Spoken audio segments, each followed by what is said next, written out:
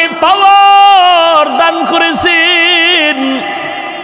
আমি সামনে যেমন দেখি পেছনেও তেমন দেখি। আল্লাহ পাওয়ার আমাকে দান করেছেন। আমি ডানেও যেমন দেখি বামেও তেমন দেখি। আমি আলোর ভেতরে যেমন দেখি অন্ধকারের মধ্যে আমি তেমন দেখি। কে পাওয়ার দান করেছেন? রহমতের নবী বলেন, ও আয়েশা, তুমি আমাকে তোমার বাবা আবু বকরের মতো মনে করিও না রে আয়েশা। ঈশান নামাজের পরে রহমতের নবী ঘুমিয়ে আছেন। হঠাৎ ঘুমের মাঝে কান্নার আওয়াজ রসুলের কান মোবারকে চলে আসছে। রসুল তো চোখ বন্ধ ঠিকই, তার কলবের দরজা খোলা। যারা কলবই চিনে না এরা এই বয়ান কি বুঝবে? এরা মোবাইল নিয়ে ব্যস্ত, মোবাইল বুঝে, কলব বুঝে না। রহমতের নবী চোখ মোবারক খুললেন, ধ্যান করলেন কান্নার আওয়াজ কোথায়। হঠাৎ খেয়াল করে দেখলেন মসজিদে নববীর ভেতরে রাতের গভীরে কান্নার আওয়াজ আসতেছে। নবী ঘুম থেকে উঠলেন, বের হয়ে গেলেন, মসজিদে নববীর দরওয়াজায় গিয়া দাঁড়াইয়া ভেতরে নজর দিয়েছেন। নবী তাকায় দেখেন একজন ব্যক্তি নামাজে দাঁড়ায়া ফোফায় ফোফায় কান্না করে। কান্নার আওয়াজে রাসূলের ঘুম ভেঙে গেছে। সাহাবী যেমন তেমন সাধারণ ব্যক্তি না। নবী দেখেন আমার সাহাবী জান্নাতের 1 নম্বর সাহাবী, আমার কলিজার আবু বকর নামাজে দাঁড়ায় দাঁড়ায় কান্না করে। নবী পেছনে দাঁড়ানো, আবু বকর নামাজ শেষ করে দোয়া করে মসজিদ থেকে যখন বের হবেন পেছনে তাকায় দেখে রহমতের নবী দাঁড়িয়ে আছে। পেরেশান হয়ে গেলেন, ইয়া রাসূলুল্লাহ, গভীর রাতে আমি একা একা আমার মালিকের সাথে কথা বলতেছি, আপনি এখানে কেন হাজির? নবী বলেন, আবু বকর, তোমার অজান্তে কান্নার আওয়াজ আমার ঘুম ভেঙে গিয়েছে। বলো, নামাজে দাঁড়ায়া এই গভীর রাতে কেন কান্না করেছেন? আবু বকর বলেন, ইয়া রাসূলুল্লাহ, কোরআনের একটা আয়াত পড়তে পড়তে আমার কান্না চলে আসছে। কোন আয়াত পড়ে কাঁদছেন বলেন? আবু বকর বলেন, ওই আয়াত, ইন্নাল্লাহা আশতারা মিনাল মুমিনিনা আনফুসাহুম ওয়া আমওয়ালাহুম বিআন্না লাহুমুল জান্নাহ। অর্থ কি? বলে আল্লাহ বলেন, আমি মুমিনের জান মাল কিনে নিয়েছি, বিনিময়ে আমি মুমিনের জান্নাত দিয়ে দিয়েছি। রহমতের নবী বলেন, এটা তো খুশির খবর, এখানে কান্নার কিছু নাই। আবু বকর তো সেই আবু বকর, আল্লাহ কি পরিমাণ মেধা তাকে দান করেছেন। আল্লাহ যখন আয়াত নাজিল করলেন, ইযা জাআ নাসরুল্লাহি ওয়াল ফাতহ ওয়া রাআইতান নাসা ইয়াদখুলুনা ফি দীনিল্লাহি আফওয়াজা, সাহাবায়ে কেরাম আনন্দিত, দলে দলে বেঈমান কালেমা পড়ে। আল্লাহ ঘোষণা দিয়েছেন নবী বিজয় হয়ে গেছেন, আপনার বিজয় সুনিশ্চিত। কিন্তু এক কোনায় বৈশা আবু বকর অঝোর দ্বারায় কান্না করতেছে। সাহাবায়ে কেরাম বলে, আবু বকর, সবাই খুশি, আপনি কেন কাঁদেন? বলে, তোমরা ভাবতেছো খুশির খবর, কিন্তু এখানে বড় কঠিন হালাত। আমার মন বলতেছে রহমতের নবী বোধহয় আর বেশি দিন জমিনে থাকবেন না। আল্লাহ পাকের ইশারা, বিজয়ের পূর্ণতা লাভ করেছে রাসূল, এখন দায়িত্ব শেষ, নবী চলে যাবেন। তাই ভাবতেছি আমি। মুফাসসিরিনে কেরাম বলেন, ইজাজা সূরার এই ব্যাখ্যা যে যতজনে করেছে আবু বকরের ব্যাখ্যাটাই শ্রেষ্ঠ।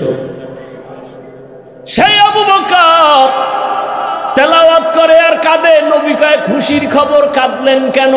ইয়া রাসূলুল্লাহ, আমি ব্যবসা করি, আমার দোকানে আজ এক মহিলা আসিয়া বহুদিন আগে আমার দোকান থেকে মালটা ফেরত দিয়ে টাকা নিয়ে গেছে।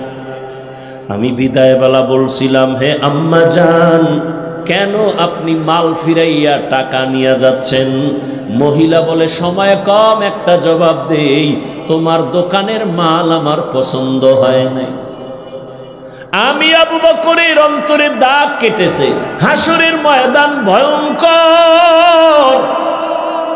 আপনি রাসূল তো কিয়ামতের বয়ান করেছেন আর আপনি কান্না করেছেন, আমরাও কান্না করেছি। কিয়ামতের দিন আপনি বলেছেন কিয়ামতের ময়দান এতটা কঠিন, নারী আর পুরুষ সব উলঙ্গ দাঁড়াবে, সূর্যের গরম, জাহান্নামের আগুনের গরম, আল্লাহ কুদরতের ভয়ঙ্কর আওয়াজ দিবেন। এমন এক অবস্থা হবে হাসরের ময়দানে, জাহান্নামের চিৎকার শুরু হবে। জাহান্নাম বলবে, আল্লাহ বেনামাজি গুনাহগার গুলো আমার পেটে দাও, বড় ক্ষুধা আছে। আল্লাহ কুদরতি ভাবে বলবেন, একটু অপেক্ষা কর, বেনামাজিদের একটু আমল নামাটা মাপ দিয়া নেই, দেখবো ওর গুনার পাল্লা কত ভারী। আল্লাহ পাকে কথা বলার পরেও জাহান্নামকে ধরে রাখতে পারবে না। আল্লাহ বলবেন ৭০,০০০ শিকল লাগাইয়া জাহান্নামকে পিছন দিকে টেনে ধর ফেরেশতারা।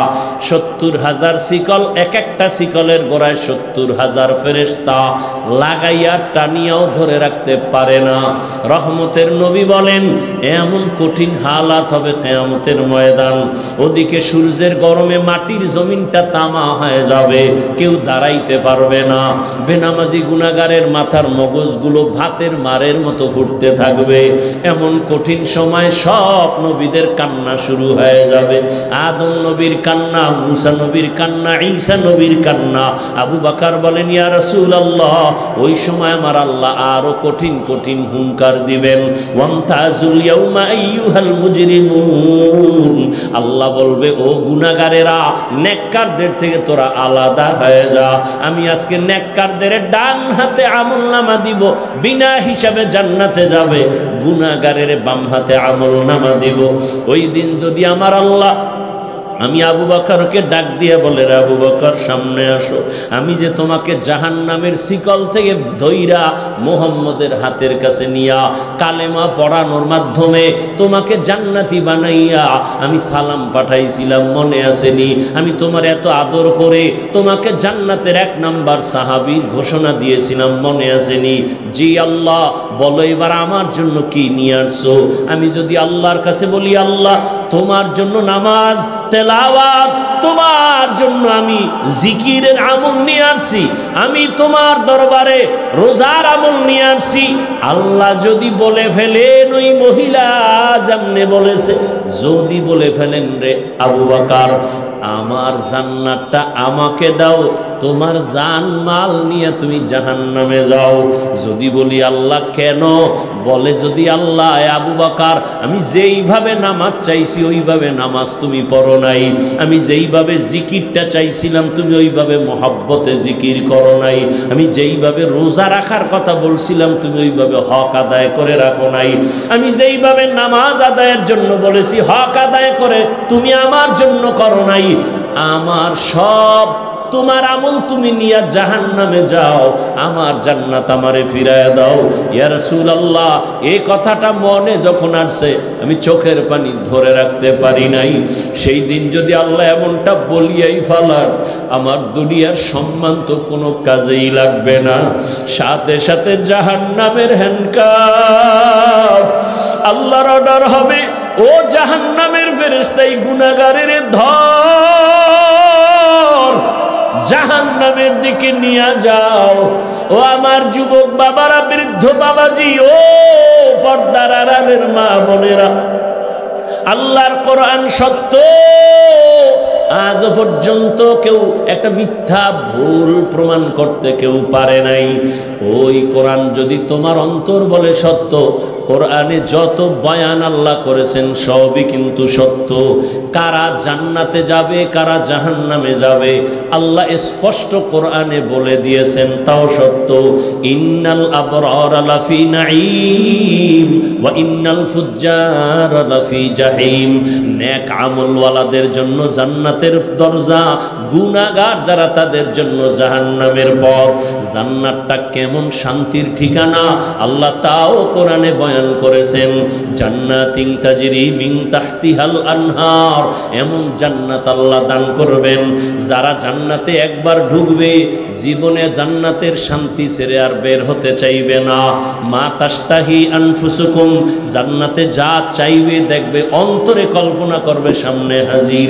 যেই জান্নাতে কোনো বাথরুম নাই, জান্নাতীরা ঢুকবে কোনো কালো মানুষ থাকবে না, জান্নাতীদের দাড়ি কোনো দিন উঠবে না, যুবতী কোনো দিন বৃদ্ধা হবে না, যুবক কোনো দিন বুড়া হবে না। এমন জান্নাত কাদের জন্য আল্লাহ বলেন? নেক আমলওয়ালাদের জন্য। আর জাহান্নামটা গুনাহগারের জন্য। কেমন জাহান্নাম তাও আল্লাহ বয়ান করেছেন।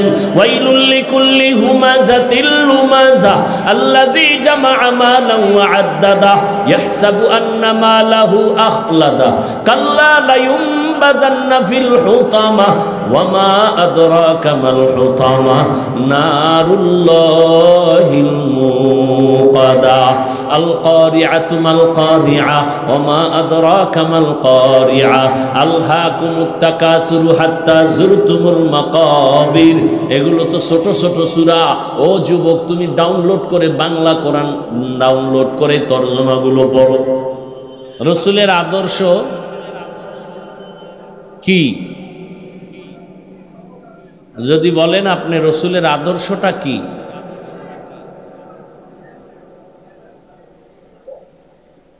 রাসূলের আদর্শ গুনাহ থেকে নিজেকে বাঁচানো, মিথ্যা না বলা, আল্লাহকে অসন্তুষ্ট না করা,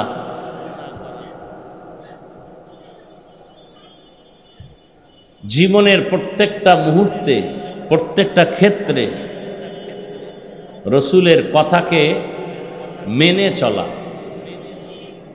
রাসূলের আদর্শ নাই এমন কোনো কাজ পৃথিবীর কোনো মানুষের নেই। আপনি ব্যবসা করেন, চাকরি করেন, লেখাপড়া করেন, ঘুমাবেন, খানা খাবেন, কোথাও যাবেন, সফর করবেন, কোন কাজের মধ্যে রাসূলের দিক নির্দেশনা নাই, আদর্শ নাই? সবগুলোতে আছে। যে মানবে সে রাসূলের পরিপূর্ণ আশেক মুমিন, আর যে মানবে না, বাস্তবায়ন করবে না, সে মৌখিক মুমিন হলেও জাহান্নামের শাস্তি না পাইয়া জান্নাত পাওয়ার কোনো সুযোগ নেই। রাসূলের আদর্শ পৃথিবীতে সব আদর্শ থেকে পবিত্র। বলবেন অন্যদের আদর্শ কি অপবিত্র? ওভার 100 সবার আদর্শ অপবিত্র, নাপাক। একমাত্র রাসূলের আদর্শই কি? আর কারো আদর্শ পাক? এ কথাটা ভালো করে মনে রাখবেন। পারলে সব জায়গায় যুবকদের বলি 200-300 টাকা ব্যয় করে 2 ফিট 3 ফিটের ব্যানার বানাও। ব্যানারে লেখো পৃথিবীর সকলের আদর্শ নাপাক, একমাত্র রাসূলের আদর্শই হলো পাক। ব্যানার টানায় টানায় রাস্তায়, মোড়ে মোড়ে, বাজারে, ঘাটে লাগাও, দুনিয়ার সকলের আদর্শ নাপাক, দুনিয়ার সমস্ত মানুষের মন গড়া আদর্শ নাপাক। ওই আদর্শ ঘরে আসলে ঘর নাপাক, ওই আদর্শ রাষ্ট্রে চালাইলে রাষ্ট্র নাপাক, ওই আদর্শ রাজনীতি করলে রাজনীতি নাপাক, ওই আদর্শ সমাজে থাকলে সমাজ নাপাক। রাসূলের আদর্শ বলেন, রাসূলের আদর্শ ব্যক্তি জীবনে আসবে, ব্যক্তি পাক। রাসূলের পবিত্র আদর্শ সংসারে চালাবেন, সংসার পাক। রাসূলের পবিত্র আদর্শ সমাজে চালু করবেন, সমাজ পাক। রাসূলের আদর্শ অর্থনীতির মধ্যে চালু করবেন, অর্থনীতি পবিত্র। রসুলের আদর্শ রাজনীতির মধ্যে ঢুকাবেন, টোটাল রাজনীতি পবিত্র হয়ে যাবে। রসুলের আদর্শের রাজনীতিতে দুর্নীতি নাই, আর রসুলের আদর্শ বাদ দিয়ে কোনো রাজনীতি নাই, সব দুর্নীতি। কথা বুঝে আসছে? রসুলের আদর্শ মানে না, এজন্য গরিবের উপরে জুলুম করে। রসুলের আদর্শ বাদ দিয়া রাজনীতির ফলাফল দুর্নীতি। রসুলের আদর্শ বাদ দিয়া রাজনীতি করে যারা, এরাই মানুষকে হত্যা করে। রসুলের আদর্শকে জবাই করে যারা মন গড়া জীবন চালায়, এরাই গরিবের উপরে জুলুম করে। এরা চান্দাবাজি আর ধান্দাবাজি করে। রসুলের আদর্শে কোনো চান্দাবাজি আর ধান্দাবাজি নাই। রসুলের আদর্শে কাউকে গালি দেওয়ার অনুমতি নাই। রসুলের পবিত্র আদর্শে মিথ্যা কথা বলার অনুমতি নাই। রসুলের পবিত্র আদর্শের মধ্যে কারো উপরে জুলুম করার অনুমতি নাই। রসুলের আদর্শ কি? কর্মচারী কাজ করবে, ঘাম ঝরার আগে বেতন দাও। রসুলের আদর্শ কি? তোমার জবান আর চোখ আর হাতের দ্বারা অন্যকে কষ্ট দেয়া যাবে না। রসুলের আদর্শ পারফেক্ট। এ কারণে আমরা যারা রসুলের আদর্শ এখনো মেনে চলার চেষ্টা করি, তুলনামূলক সবার থেকে আমরা শান্তিতে আছি, আলহামদুলিল্লাহ, অনেক সম্মানে আছি। আমাদের সম্মান টাকা দিয়ে কেনা হয় নাই, আল্লাহ দিছেন। টাকা দিয়ে সম্মান কিনলে প্রথমে ফুলের মালা, ফাইনালে জুতার মালা। আর আল্লাহর দেয়া সম্মান নিয়ে চললে দুনিয়ায় বাদশাহ, আখিরাতেও বাদশাহ। আপনারা আল্লাহর কোরআন মানেন কি? এখানে কথা বলা যাবে না, কোনো আওয়াজ দেওয়া যাবে না, একটু সাউন্ড যেন আমার কানে না আসে। আপনারা আল্লাহর কোরআন মানেন? ইসলাম সমর্থন করেন? আমাকে একটু দয়া করে বলবেন, শিক্ষার জন্য বলছি, বুঝার জন্য বলছি, জানানোর জন্য বলছি, আল্লাহর কোরআন কোন দিক থেকে দুর্বল? বুঝা শুনে বললেন। আল্লাহর কোরআনে কোনো দুর্বলতা নাই, ইসলামে কোনো দুর্বলতা নাই। আসতে বলেন কেন? সত্যটা জোরে বলবেন, আর সন্দেহ থাকলে চুপ থাকবেন। আল্লাহর কোরআনে মানুষের জীবনের সব বিষয়ের সমাধান আছে, হাদিসে আছে, ইসলামে আছে, পরিপূর্ণ আছে, কোনো দিকের দুর্বলতা নাই। না, এখনো বুঝে আপনারা বলেন না। আমার তো জানা মতে, আপনাদের থেকে যতটুকু শুনছি, সেই শোনা মতে কোরআন, ইসলাম, হাদিস সব দিক থেকে পরিপূর্ণ হলেও রাষ্ট্রের ব্যাপারে ইসলাম, হাদিস, কোরআন দুর্বল। কি? তাহলে যারা বলে ইসলামে রাজনীতি নাই, তাদের কথায় বোঝা গেল ইসলাম ও কোরআন, হাদিস সব বিষয়ে সমাধান আছে, রাজনীতির ব্যাপারে কোরআনে কিছু নাই। সেই ক্ষেত্রে অন্যদের থেকে সমাধান নিতে হবে, সুদখোর, ঘুষখোর থেকে সমাধান নিতে হবে। কোরআনে আছে। গোটা রাষ্ট্র, গোটা দুনিয়াকে পরিচালনা করেছেন সুলাইমান নবী, ঘটনা কোরআনে আছে। মিশরের অর্থমন্ত্রীর দায়িত্ব পালন করেছেন ইউসুফ নবী, কোরআনে ঘটনা আছে। গোটা দুনিয়া শাসন করেছেন জুলকারনাইন বাদশাহ, কোরআনে আছে। মদিনার রাষ্ট্র পরিচালনা করেছেন আপনার আমার পেয়ারা নবী, ইসলামে ঘটনা আছে।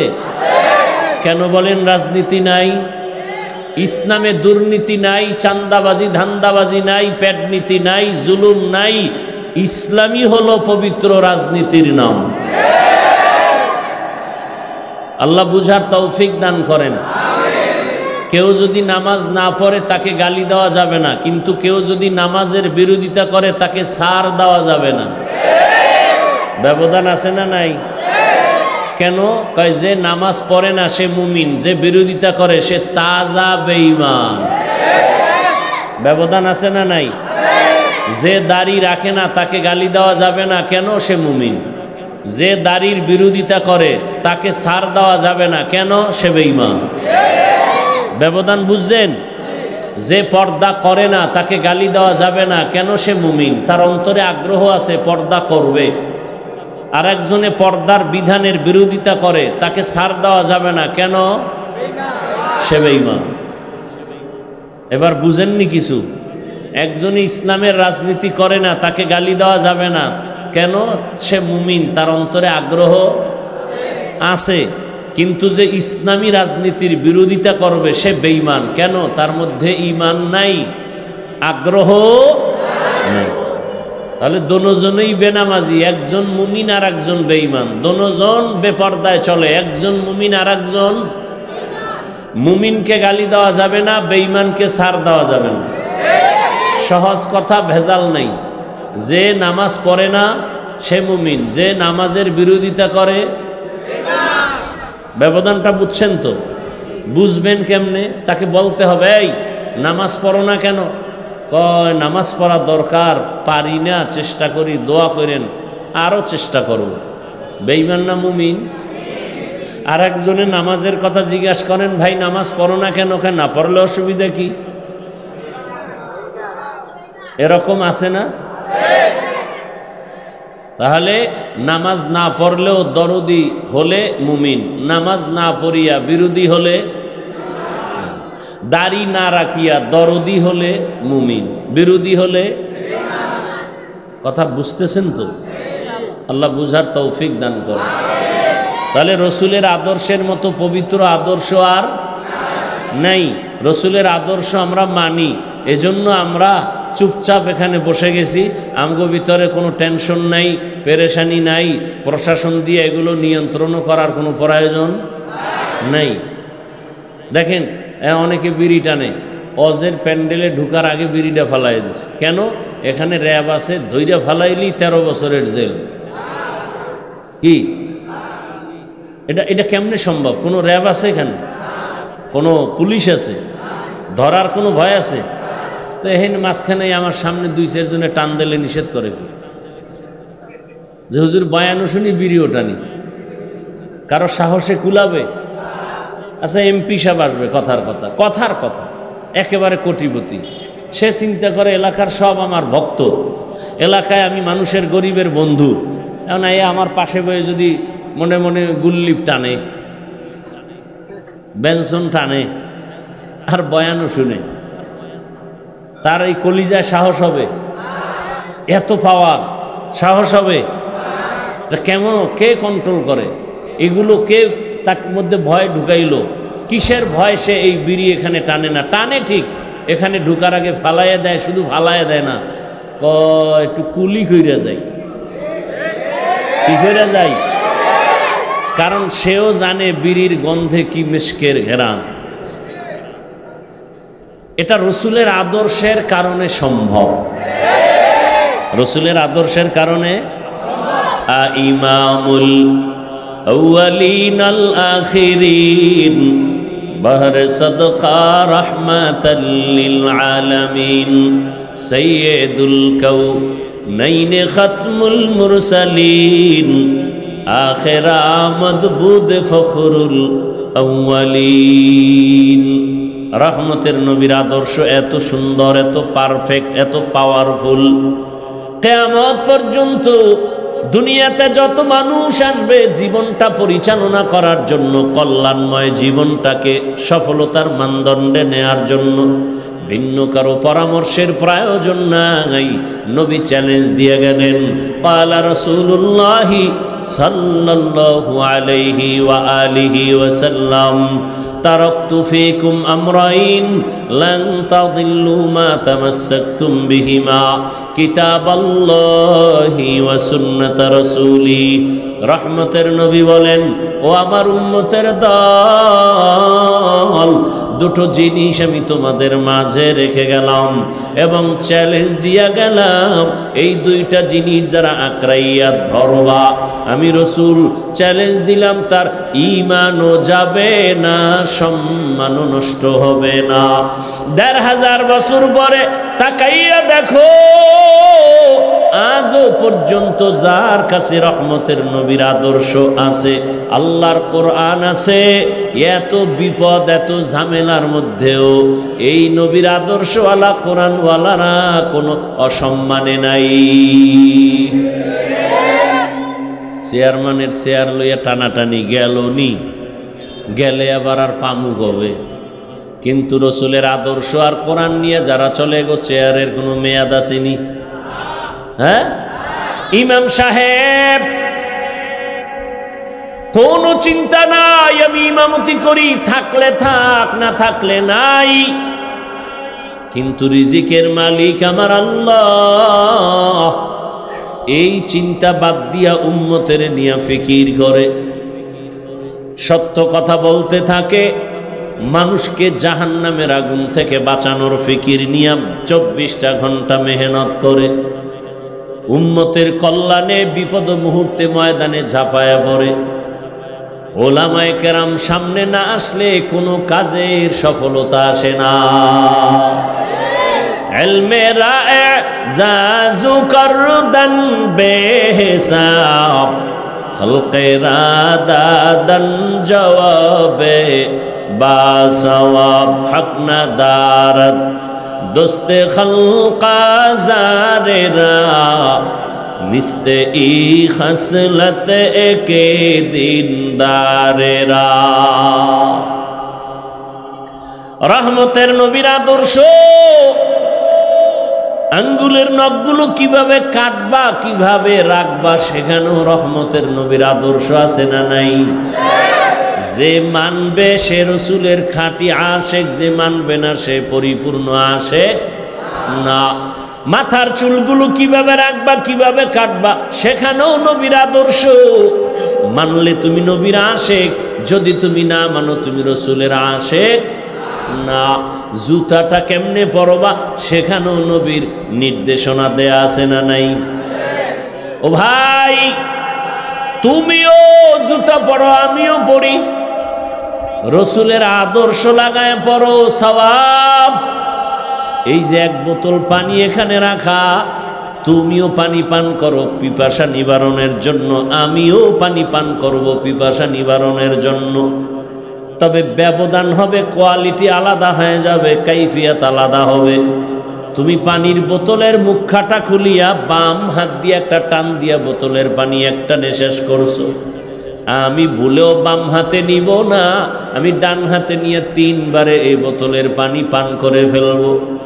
আমারও পিপাসা নিবারণ হবে, তোমারও নিবারণ হবে, তবে আমার পানি পান করা হবে ইবাদত, আর তোমার পানি পান করা ইবাদত হবে না।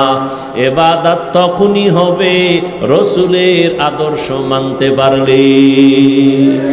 তো যাও সুন্নতে আহমদ কুজা বা মুহাম্মদ কেবুয়াদ নিসবতরা কারে শয়তা মিকুনিনা মতওলি গরওলি নস্তলানত বরওলি। রহমতের নবীর আদর্শ মতো চলবেন, শান্তি আর শান্তি। কসম আল্লাহ, রসুলের আদর্শ কোনো অশান্তি, আল্লাহর জাতের কসম। ভালো করে লিখো, এ জমিনে যতদিন পর্যন্ত রসুলের আদর্শ কায়েম হবে না, ততদিন পর্যন্ত মিছিল করবা, আন্দোলন করবা, খোদার কসমে জমিনে শান্তি আসবে না। এই কপাল ভরা মুমিন মুসলমান সারাদিন বিড়ি টানে, গাঞ্জা খায়, মদ লইয়া দৌড়ায়। এরে যদি কও এর চরিত্র ফুলের মতো পবিত্র, তো গাঞ্জাখোরের চরিত্রের উপায় কি? নামাজ নাই, রোজা নাই, তেলাওয়াত নাই, প্রস্রাব করে পানি লয় না, শরীর থেকে গন্ধ, পোশাক থেকে গন্ধ, খায় 24 ঘন্টা নাপাক, মদ পান করে চোখগুলো লাল করে ফেলে, চরিত্রহীন লম্পট, নারীর পেছনে দৌড়ায়, গরিবের উপরে জুলুম করে। তার চরিত্র যদি ফুলের মতো পবিত্র হয়, তো জমিনে আর চরিত্র ভালো হবে কার? এরে তুমি বানাও যে আমগো এলাকাটার একটু পবিত্র বানায় দেন না। ওই যে উদাহরণ দেই না, যে লঙ্গির ভিতরে গোবর লাগছে, গোবর কি লাগছে? এখন লঙ্গির ভিতরে গোবর লাগার পরে এটা পাক না না পাক? বুঝেন, বাংলা বুঝেননি? লঙ্গিতে কি লাগছে? এটা আসমান থেকে আইয়ে গোবর লঙ্গিতে লাগার পরে এটা পাক না নাপাক? এখন এই নাপাক দূর করতে হলে কি লাগবে বলেন? এখন আপনি মনে করেন এই এলাকার অপরিচিত মানুষ, হঠাৎ নাপাক গোবর পরিষ্কারের পানি খুঁজতে গিয়ে দেখেন পানি আর, একজনে কয় কিও তোমার ঘাম বেরোইতেছে, কি বিষয়? কয় পানি খুঁজতেছি গোবর নাপাক দূর করার জন্য। কয় তুমি এত পেরেশান হয়ে লাভ কি, পানি তো নিজের কাছেই আছে। আছে না নাই? নাম কি? প্রস্রাব। তো চিন্তা করলো এই বুদ্ধিটা আগে দিলে তো ঘাম যাইতো না। আহা, কত সুন্দর একটা বুদ্ধি পেয়ে গেল। ঠিক আছে, তাই তো আর টেনশনের কিছু নেই। এখন ওই ব্যক্তি প্রস্রাবের পানি দিয়া গোবরের নাপাক ধুইছে, কেমন পরিষ্কার পরিচ্ছন্ন হলো? পাক হলো না নাপাক আরো ছড়াইল? হ্যাঁ, আরো ছড়াইল। তাহলে গোবরের নাপাক প্রস্রাব দিয়া ধুইলে নাপাক যেমন আরো ছড়ায়, গাঞ্জাখোর, সুদখোর আর মদখোর, নারীবাজি, চরিত্রহীন লম্পটকে সমাজকে পবিত্রতার দায়িত্ব দিলে সমাজ পাক হবে না, আরো নাপাক হয়ে যাবে। এই জন্য আঙ্গুলের টিপটা দেওয়ার আগে দিকে চাইয়া লইও কই যায়। এই টিপের দাম আছে। এক টিপ দিবা পুরা বিল্ডিং তোমার হয়ে যাবে। এক টিপ দিবা গাঞ্জাখোরেরে, গাঞ্জাখোরে তোমার টিপটা নিয়ে জানো গাঞ্জা খাইতে না পারে, তোমার এই টিপের অনেক দাম, তোমার টিপের শক্তি পায় জানো কোনো বেঈমানের বাচ্চা মানুষের গলায় ছুরি চালাতে না পারে, তোমার আঙ্গুলের টিপের পাওয়ার পায় কেউ যেন সমাজের গরিবের উপরে জুলুম করতে না পারে। তোমার আঙ্গুলের টিপের পাওয়ার পায়া কোনো বেয়াদব যেন আমার মনকে ধর্ষণ করতে না পারে। টিপটা জায়গা মতো দিও, দেওয়ার আগে 1000 বার চিন্তা করো। আর যদি ভোটের আগের রাত্রে কিছু খাইতে মনে চায়, বাথরুমে গিয়া 10 গ্রাম পায়খানা খাইও। এরপরে বাজারে গিয়ে হালাল সাবান দিয়ে কুলি করবা, গন্ধ শেষ। আর যদি তোমার বাপ মার বরদোয়া থাকে কপালে, তাহলে হারাম খাইয়া মাইয়া ফোলাডির রক্ত নাপাক কইরা এরপরে মইর। ওই মাইয়া পোলাগুলো বরদোয়া দিবে, শুধু নিঃশ্বাস ফেলবে আর বরদোয়া দিবে। একটা সুদখোর ঘুষখোর শান্তিতে নাই। ও বাইরের জ্বালা, ভিতরের জ্বালা, শারীরিক অসুস্থ, মানসিক অসুস্থ, একটা জায়গায় শান্তি নেই। শেষফল cancer, blood cancer, liver cancer, এই পরিণাম ফল। মদ খাইলে শরীরের যৌবন বাড়ে, মেধা বাড়ে। একটা বুদ্ধি আমাকে গ্যারান্টি দে, আমি মদ খাম, খোদার কসম। বিড়ি টানলে চেহারার নূর বাড়ে, বল আমি বিড়ি টানবো। আল্লাহর জাতের কসম আমি টানবো, দে যুক্তি দাও। তে আকাম কেন করো? আল্লাহ হেদায়াত দান করুন, আল্লাহ হেদায়াত দান করুন। ওয়ামা আরসালনাকা ইল্লা রাহমাতাল লিল আলামিন। রহমতের নবীকে আল্লাহ পাক জমিনের মধ্যে প্রেরণ করেছেন। কেমন রহমতের নবী আমার! এমন এক সময় মক্কা নগরীতে আগমন করেছেন। পুরা মক্কা নগরীর মানুষগুলো ছিল অপবিত্র, নাপাক, চরিত্রহীন, লম্পট। রহমতের নবী আগমনের পর এই মানুষগুলো রসুলের আদর্শ গ্রহণ করার কারণে রব্বুল আলামিন এদের কেমন পবিত্র বানায় দিয়েছেন। আল্লাহ পাক জিব্রাইলকে পাঠাইয়া রসুলের দরবারে লিস্টি দিয়ে দিলেন, ও জিব্রাইল যাও রসুলের কাছে লিস্টি পৌঁছাইয়া দাও। এই লিস্টির মাঝে যাদের নাম আছে রসুল ঘোষণা দিয়ে দিবে এরা বিনা হিসাবে জান্নাতি। ইমামুল আউয়ালিন আল আখিরিন বহরে সদকা রাহমাতাল লিল আলামিন সৈয়দুল কাউনাইন খাতমুল মুরসালিন আখির আমদ বুদে ফখরুল আউয়ালিন। ওগো নবীর উম্মতেরা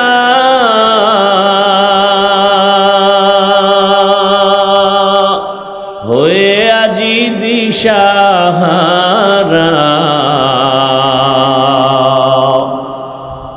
কোরআন হাদিসের চলো যখন যাহা চায় মনে, নবী বিনে কে তরবে পুলসিরত মিজানে, নবী বিনে কে তরবে পুলসিরত মিজানে। উম্মতের কান্ডারি নবী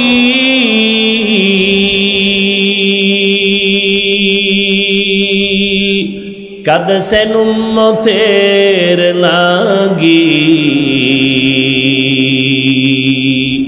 এখনো কাঁদেন নবীজি শুয়ে মদিনার পানে, নবী বিনে কে তরবে পুলসিরত মিজানে, নবী বিনে কে তরবে পুলসিরত মিজানে। নবী আমার জীবন ভরে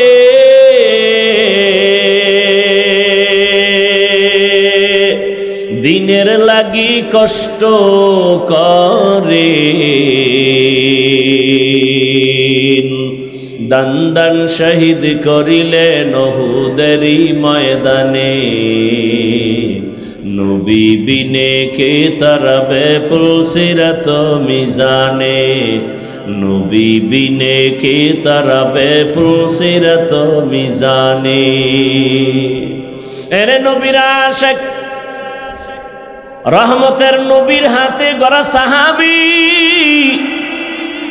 এতটা দামি হয়ে গেছেন, জিন্দা হালাতে আল্লাহ জান্নাতের টিকিট দিয়েছেন। প্রথম জান্নাতি টিকিট পেয়েছেন যিনি, তার নাম কি? দ্বিতীয় যিনি, তার নাম কি? বেহেশত আযা কে আজারে নবাশত কসে রাবা কসে কারে নবাশো। কে সে? আবু বকর। রসুলের ডানে আবু বকর, বামে ওমর। যেই রসুলকে এক নজর তাকায় দেখলেই জাহান্নামের আগুন হারাম, যেই রসুলের ঘাম থেকে মিশকের ঘ্রাণ, যেই রসুল কদম যেখানে দেন ওই জায়গা থেকে দীর্ঘ বছর শুধু মিশকের ঘ্রাণ, এমন একজন রহমতের নবী, ওই নবীর হাতে গড়া সাহাবী আবু বকর, আল্লাহ তাকে এত মর্যাদা দান করেছেন। আল্লাহ তাআলা রহমতের নবী বলেন, সারা দুনিয়ার মুমিনদের আমল, সাহাবায়ে কেরামের আমল এক পালায় যদি দেওয়া হয়, আমার আবু বকরের দুইটা আমলের পাল্লা অন্যদের থেকে ভারী হয়ে যাবে। আতিনা ফি দারে দুনিয়া না হাসান, আতিনা ফি দারে উকবা না হাসান, ইয়া গিয়াসাল মুস্তাগীসিন ইহদিনা লিফতিখারা বিল উলুমে ওয়াল গিনা। হর গরিদে নেকো তু তৈয়ার है जो न मांगे उससे तू बेजार है। এত দামি আবু বকর, রসুলের একজন সাহাবীকে আমার আল্লাহ একজন রসুলের উম্মতকে আল্লাহ নিজে আলাদা সালাম দিয়েছেন। সেই রসুলের মোহাব্বতের উম্মত যাকে আল্লাহ নিজে আলাদা সালাম পাঠিয়েছেন, ওই ব্যক্তি হলেন আবু বকর সিদ্দিক রাদিয়াল্লাহু আনহু। আল্লাহ স্পেশাল করে আলাদা আবু বকরকে সালাম পাঠিয়েছেন। সুবহানাল্লাহ বলতে কষ্ট হয়। এই আবু বকর এত আল্লাহর নবীর পেয়ারা, আল্লাহর পেয়ারা। রাসূলের ইন্তেকালের পরে প্রথম খেলাফতের দায়িত্বে চলে আসলেন আবু বকর সিদ্দিক রাদিয়াল্লাহু আনহু। এই আবু বকরের এত মান, এত দাম, নবী যাকে ছাড়া কোনো মশওয়ারা করেন না, সেই আবু বকরের ইতিহাস। নবী বলেন, আমি একদিন এশার নামাজের পরে আমার রুমের মধ্যে আমি ঢুকলাম, অর্থাৎ মসজিদে নববী আর আমার হুজরা তথা আয়েশার হুজরা পাশাপাশি লাগানো। বেশিরভাগ আমি আয়েশার হুজরায় গিয়ে এশার নামাজ পড়ে ঘুমায় যাই। কেন? বলে ভোর রাত্রে উঠিয়া আবার মালিকের সাথে হাজিরা দেই, কথা বলি। ভোর রাতে উঠে যাই, এশার নামাজ কমপ্লিট করে আমি হুজরায় গিয়ে যখন বিশ্রামে চলে গেলাম, ঘুমাচ্ছিলাম। আমি রসুলের ঘুমটা কেমন? বলে আমার চোখ দুইটা বন্ধ থাকলেও আমার কলবের দরজা বন্ধ থাকে না। আমি মুহাম্মদ ঘুমাইলে আমার চোখ ঘুমায়, আমার কলব ঘুমায় না। রহমতের নবীকে চিনো? কেমন আমার মায়ার নবী। ১৫০০ বছর পর যেই নবীর আদর্শ দেখে গবেষণা করে বহু বিধর্মী কালেমাওয়ালা হয়ে গেছে। আরো আস্তে করে বলেন।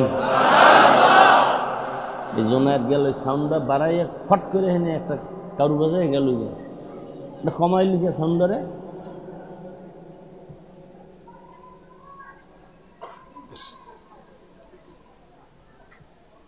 কি কথা বলতেছিলাম? গেছে 1 মিনিটে ভুলে গেছে।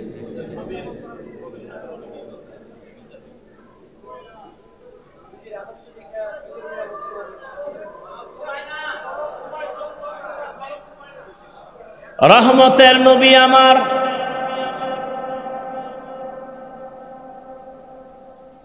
এশার নামাজের পরে আম্মা জান আয়েশা রাদিয়াল্লাহু আনহার হুজরায় ঘুমাইছেন। হঠাৎ করে রসুলের ঘুম ভেঙ্গে গেল। রসুল উইঠা বের হয়ে গেলেন। আম্মা জান আয়েশা তখন ঘুমে নিমগ্ন ছিলেন। কিছুক্ষণ পর আম্মা জান সজাগ হয়ে দেখে নবী বিছানায় নাই।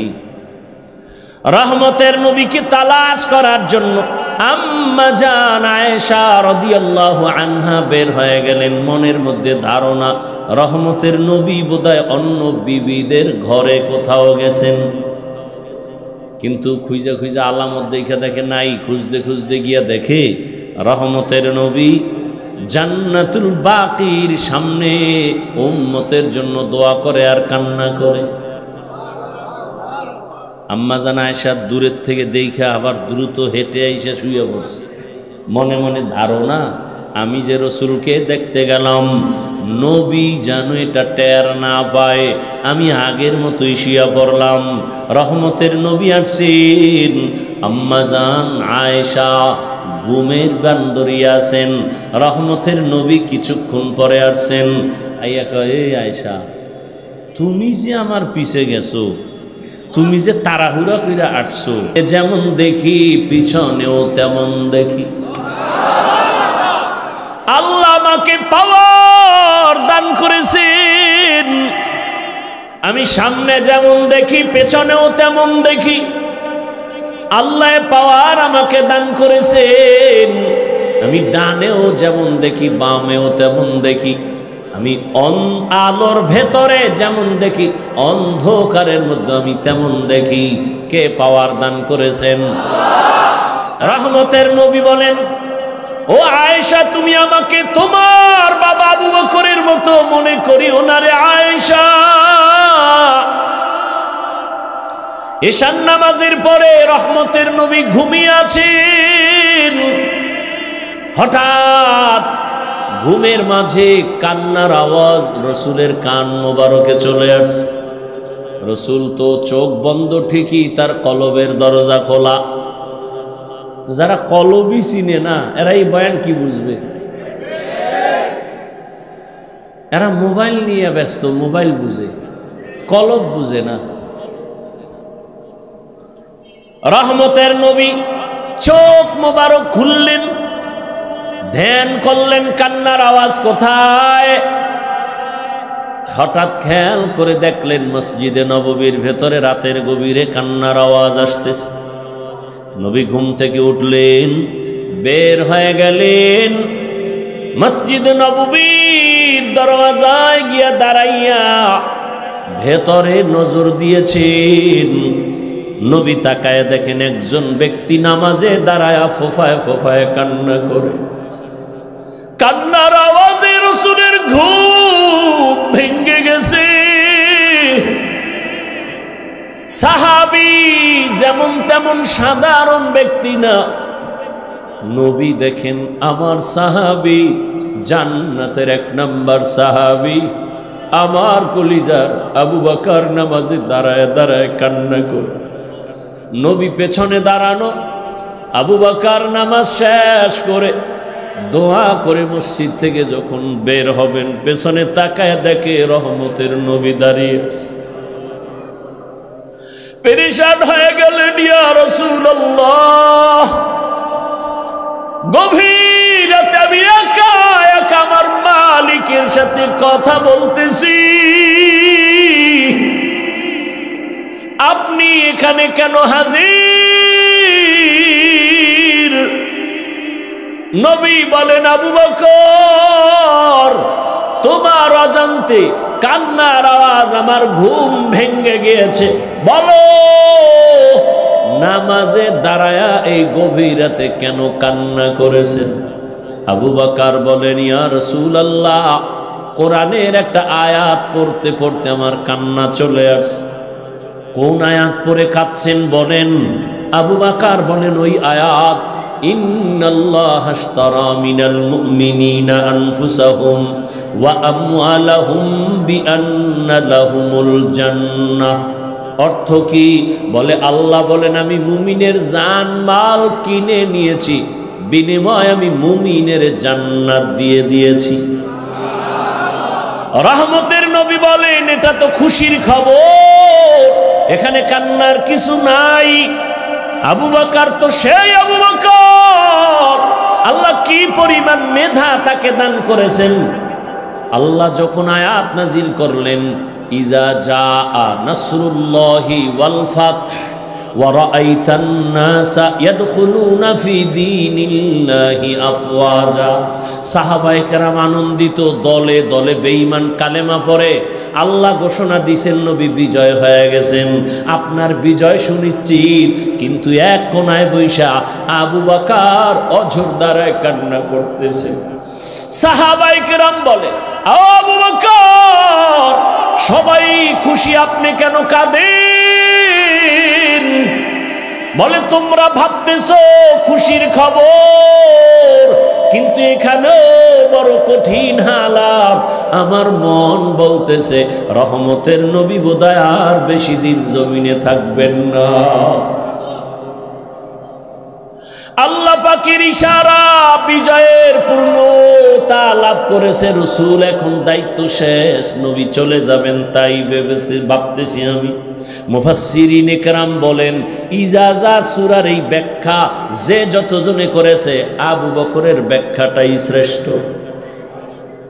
সেই আবু বকর তেলাওয়াত করে আর কাঁদে। নবী কয়, খুশির খবর, কাঁদলেন কেন?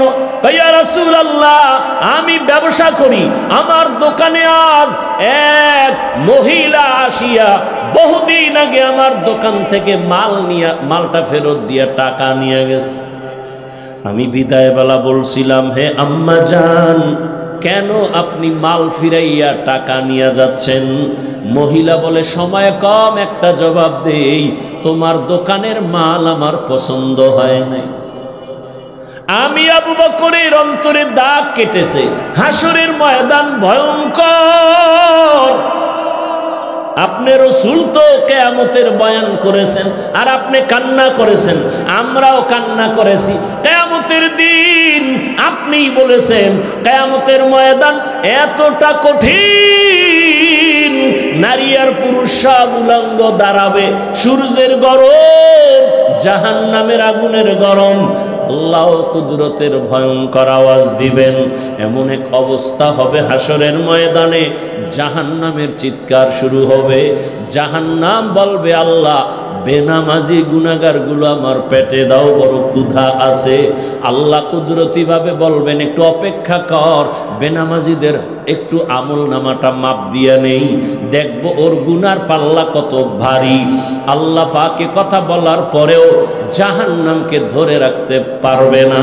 আল্লাহ বলবেন 70,000 শিকল লাগাইয়া জাহান্নামকে পিছন দিকে টেনে ধর ফেরেশতারা। 70,000 শিকল, এক একটা শিকলের গোড়ায় 70,000 ফেরেশতা লাগাইয়া টানিয়াও ধরে রাখতে পারে না। রহমতের নবী বলেন, এমন কঠিন হালাত হবে কিয়ামতের ময়দান, ওদিকে সূর্যের গরমে মাটির জমিনটা তামা হয়ে যাবে, কেউ দাঁড়াইতে পারবে না। বেনামাজি গুনাহগারের মাথার মগজগুলো ভাতের মারের মতো ফুটতে থাকবে। এমন কঠিন সময় সব নবীদের কান্না শুরু হয়ে যাবে। আদম নবীর কান্না, মুসা নবীর কান্না, ঈসা নবীর কান্না। আবু বকর বলেন, ইয়া রাসূলুল্লাহ, ওই সময় আমার আল্লাহ আরো কঠিন কঠিন হুঙ্কার দিবেন। ওয়ামতাজুল ইয়াউমা আইয়ুহাল মুজরিমুন, আল্লাহ বলবে, ও গুনাহগারেরা, নেককারদের থেকে তোরা আলাদা হয়ে যা। আমি আজকে নেককারদের ডান হাতে আমলনামা দিব, বিনা হিসাবে জান্নাতে যাবে। গুনাহগারের বাম হাতে আমলনামা দিব। ওই দিন যদি আমার আল্লাহ, আমি আবু বকরকে ডাক দিয়ে বলে, আবু বকর সামনে আসো, আমি যে তোমাকে জাহান্নামের শিকল থেকে ধইরা মুহাম্মদের হাতের কাছে নিয়া কালেমা পড়ানোর মাধ্যমে তোমাকে জান্নাতি বানাইয়া আমি সালাম পাঠাইছিলাম, মনে আসেনি? আমি তোমার এত আদর করে তোমাকে জান্নাতের 1 নাম্বার সাহাবীর ঘোষণা দিয়েছিলাম, মনে আসেনি? জি আল্লাহ, বলো এবার আমার জন্য কি নিয়ে আসছো? আমি যদি আল্লাহর কাছে বলি, আল্লাহ তোমার জন্য নামাজ, তেলাওয়াত, তোমার জন্য আমি জিকিরের আমল নিয়ে আসছি, আমি তোমার দরবারে রোজার আমল নিয়ে আসছি, আল্লাহ যদি বলে ফেলেন ওই মহিলা যেমনে বলেছে, যদি বলে ফেলেন, রে আবু বকর আমার জান্নাতটা আমাকে দাও, তোমার জান মাল নিয়ে তুমি জাহান্নামে যাও। যদি বলি, আল্লাহ কেন? বলে, যদি আল্লাহ, আবু বকর আমি যেইভাবে নামাজ চাইছি ওইভাবে নামাজ তুমি পড়ো নাই, আমি যেইভাবে জিকিরটা চাইছিলাম তুমি ওইভাবে মহব্বতে জিকির করো নাই, আমি যেইভাবে রোজা রাখার কথা বলছিলাম তুমি ওইভাবে হক আদায় করে রাখো নাই, আমি যেইভাবে নামাজ আদায়ের জন্য বলেছি হক আদায় করে তুমি আমার জন্য করো নাই। আমার সব তোমার আমল তুমি নিয়ে জাহান্নামে যাও, আমার জান্নাত আমারে ফিরায় দাও। ইয়া রাসূলুল্লাহ, এই কথাটা মনে যখন আসছে আমি চোখের পানি ধরে রাখতে পারি নাই। সেই দিন যদি আল্লাহ এমনটা বলিয়াই ফেলার, আমার দুনিয়ার সম্মান তো কোনো কাজেই লাগবে না। সাথে সাথে জাহান্নামের হ্যান্ডকাপ, আল্লাহর অর্ডার হবে, ও জাহান্নামের ফেরেশতা গুনাহগারের ধর, জাহান্নামের দিকে নিয়ে যাও। ও আমার যুবক বাবারা, বৃদ্ধ বাবাজি, ও পর্দার আড়ালের মা বোনেরা, আল্লাহর কোরআন সত্য। আজ পর্যন্ত কেউ একটা মিথ্যা ভুল প্রমাণ করতে কেউ পারে নাই। ওই কোরআন যদি তোমার অন্তর বলে সত্য, কোরআনে যত বয়ান আল্লাহ করেছেন সবই কিন্তু সত্য। কারা জান্নাতে যাবে কারা জাহান্নামে যাবে আল্লাহ স্পষ্ট কোরআনে বলে দিয়েছেন, তাও সত্য। ইন্নাল আবরার লাফি নাঈম ওয়া ইন্নাল ফুজ্জার লাফি জাহিম। নেক আমলওয়ালাদের জন্য জান্নাতের দরজা, গুনাহগার যারা তাদের জন্য জাহান্নামের পথ। জান্নাতটা কেমন শান্তির ঠিকানা আল্লাহ তাও কোরআনে বয়ান করেছেন। জান্নাতিন তাজরি মিন তাহতিহাল আনহার, এমন জান্নাত আল্লাহ দান করবেন যারা জান্নাতে একবার ঢুকবে জীবনে জান্নাতের শান্তি ছেড়ে আর বের হতে চাইবে না। মা তাশতাহি আনফুসুকুম জান্নাতে যা চাইবে দেখবে অন্তরে কল্পনা করবে সামনে হাজির। যেই জান্নাতে কোনো বাথরুম নাই, জান্নাতীরা ঢুকবে কোনো কালো মানুষ থাকবে না, জান্নাতীদের দাড়ি কোনোদিন উঠবে না, যুবতী কোনোদিন বৃদ্ধা হবে না, যুবক কোনোদিন বুড়া হবে না। এমন জান্নাত কাদের জন্য? আল্লাহ বলেন নেক আমলওয়ালাদের জন্য। আর জাহান্নামটা গুনাহগারের জন্য। কেমন জাহান্নাম তাও আল্লাহ বয়ান করেছেন, ওয়াইলুল লিকুল্লি হুমাযাতিল লুমাযা আল্লাযী জামাআ মালান ওয়া আদ্দাদা ইয়াহসাবু আন্না মালাহু আখলাদা কাল্লা লায়ুমবাযান্না ফিল হুতামা ওয়া মা আদরাকা মাল হুতামা নারুল্লাহিল মুকাদা আল কারিআতু মাল কারিআ ওয়া মা আদরাকা মাল কারিআ আলহাকুমুত তাকাসুরু হাত্তা যুরতুমুল মাকাবির। এগুলো তো ছোট ছোট সূরা। ও যুবক, তুমি ডাউনলোড করে বাংলা কোরআন ডাউনলোড করে তরজমাগুলো পড়ো। আরাআইতাল্লাযী ইউকাযযিবু বিদ্দীন ফাযালিকাল্লাযী ইয়াদউল ইয়াতীম ওয়া লা ইয়াহুদ্দু আলা তাআমিল মিসকিন ফাওয়াইলুল লিল মুসাল্লিন। আরে নামাজ মানুষকে জান্নাত নিয়ে নিবে, আর এই সূরায় আল্লাহ কি বলেন? ফাওয়াইলুল লিল মুসাল্লিন, নামাজি মুসল্লির জন্য ওয়াইল নামক জাহান্নাম। এবার চিন্তা করেন তো, যেই নামাজ মানুষকে গুনাহ থেকে বাঁচাবে, জান্নাতে নিবে বিনা হিসাবে, আল্লাহ আবার এই সূরার মধ্যে বলেন ফাওয়াইলুল লিল মুসাল্লিন, মুসল্লি নামাজির জন্য ওয়াইল নামক ভয়ঙ্কর জাহান্নাম। তাহলে এখন কোন নামাজ পড়েন চিন্তা করতে হবে আপনাকে। আপনি কি জান্নাত পাওয়ার নামাজ পড়েন, নাকি আপনি ফাওয়াইলুল লিল মুসাল্লিন ওই ওয়াইল নামক জাহান্নামের অধিবাসী হওয়ার নামাজ আদায় করেন? আল্লাহ দোনোটা বলে দিয়েছেন। নামাজি জান্নাতে যাবে, কোনো হিসাব নাই, কিন্তু এখানে বলে না ওয়াইল নামক জাহান্নাম ভয়ঙ্কর, ওই নামাজি মুসল্লিরা ওয়াইল নামক জাহান্নামে যাবে। তাহলে কোন নামাজ আপনি আদায় করেন এখনো চিন্তা করেন। যারা নামাজ পড়েই না তাদের চিন্তা তো ভিন্ন, কিন্তু যারা নামাজ আমরা পড়ি একটু চিন্তা করেন কোন নামাজ আদায় করেন। এরে আল্লাহর বান্দা, নামাজ পড়েন, নামাজের ভেতরে রূহ নাই, ইখলাস নাই, তাকওয়া নাই, নামাজের মধ্যে কোনো চোখে পানি নাই, আজমত নাই। সমাজের মানুষ কি বলবে? মাঝে মাঝেই লজ্জায় পড়ে নামাজে যায়। নির্বাচনে একটা ভোট পাওয়ার আশা পাইয়া মুসল্লিদের মন পাওয়ার জন্য টুপি দেয়, নামাজে যায়। নাই? এই এগো আল্লাহ কইছে ফাওয়াইলুল লিল, এরা ওয়াইল নামক জাহান্নামে যাবে। এরে আল্লাহর বান্দারা, যুবকেরা, আমি তোমাকে পাক্কা পাগড়িওয়ালা হুজুর হতে বলি নাই। তোমার মতো যুবক স্কুলে পড়ে, কলেজে পড়ে, চাকরি করে, ব্যবসা করে, নদীর মধ্যে মাছ ধরে, এরকম বহু হাজারো লাখো যুবক আছে, নামাজ ছাড়ে না। নাই? বলো তোমার কপালে কার অভিশাপ? তুমি কেন নামাজ আদায় করো না? তোমার মতো যুবক রাস্তায় গাড়ি চালায়, নামাজ বাদ দেয় না, বলো তুমি কেন পারো না? ও ব্যবসায়ী ভাই, আপনার মতো কত ব্যবসায়ী আজান হলে দোকান বন্ধ করে নামাজে যায়। একটু নিজেকে প্রশ্ন করেন, আপনি কেন নামাজ পড়তে পারেন না? ও যুবক বাবা, কলেজের ছাত্র নামাজ পড়ে, তুমি কেন পারো না? র্যাব, আর্মি, পুলিশ, বিডিআরের চাকরি করে, নামাজি অভাব নাই, তুমি কেন পারতেছ না? বলো। তোমার মতো যুবক গাড়ি চালায়, নদীর মধ্যে মাছ ধরে, জমিনে কৃষি কাজ করে, নামাজ পড়ে, বলো তুমি কেন পারো না? পর্দার আড়ালের আম্মা জান বোনেরা, আপনার মতো কত মা কত বোন এখনো আছে, বেপর্দায় চলে না, নামাজ ছাড়ে না, মোবাইলে সময় নষ্ট করে না, স্বামীর মাল খেয়ানত করে না। আপনারা কেন পারবেন না? এরে যুবক বাবা, স্কুলে পড়ো, কলেজে পড়ো, ডাক্তার হও, ইঞ্জিনিয়ার হও, যাই হও না কেন, 5 বেলার নামাজ পড়ো, মা বাবার দোয়া নিয়ে চলো, শিক্ষকের দোয়া নাও, বেয়াদবি করিও না। তোমার ব্যবহারে কোনোদিন যেন মা বাবা কষ্ট না পায়, তোমার আচরণে শিক্ষক যেন কষ্ট না পায়, তোমার ব্যবহারে কোনো আলেম যেন কষ্ট না পায়।